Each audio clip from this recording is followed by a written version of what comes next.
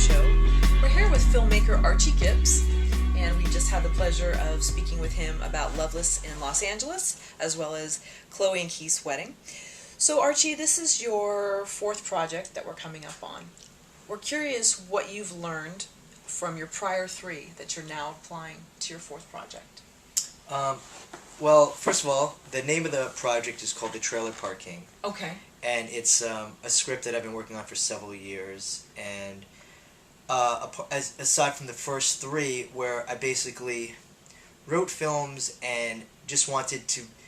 I cast it based on a few things. One of which being what we could afford, of course. Another was it was more about the access to the people I could get. What I really want to do with this fourth film is get two A-list actors attached.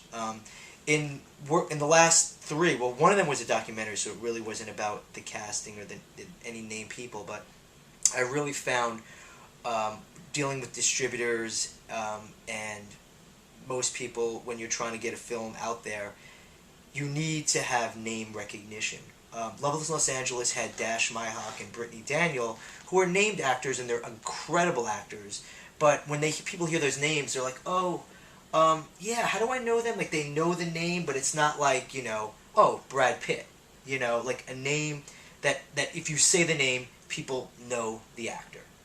And so I'm really committed. Dennis Anderson, who's my producer, we're really committed to finding two solid A-list actors. We really feel that the material is something that they could relate to, and it really gives it. It's they're gonna want to do it because of the project, because they're two characters that they normally may not get to play if they're in blockbuster films. It's certainly not like a blockbuster type movie. It's a coming of age indie film. I guess in sort of compare it to like a Little Miss Sunshine in some way, although the tone is completely different.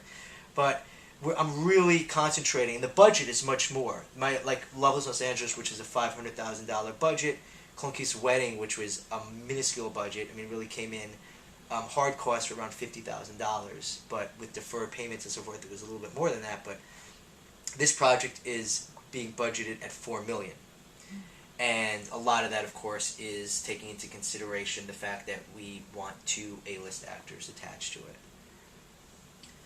So, hindsight being 2020, what would you never do again that you did with your prior three projects? What are some mistakes that you just swear you'll never make again? Well, this basically the A-list actors. I would never do a movie that has no named actors in it. Because I should not say that. For my next film, I don't want to do that because I've already got through the experience of making indie films that with no-name actors. I want to see my next movie get to a next level where it's released theatrically. It could be a small theatrical release that's really just set up as a platform for DVD. I'm fine with that, but I've never had a movie that's been released theatrically. So that's my next goal.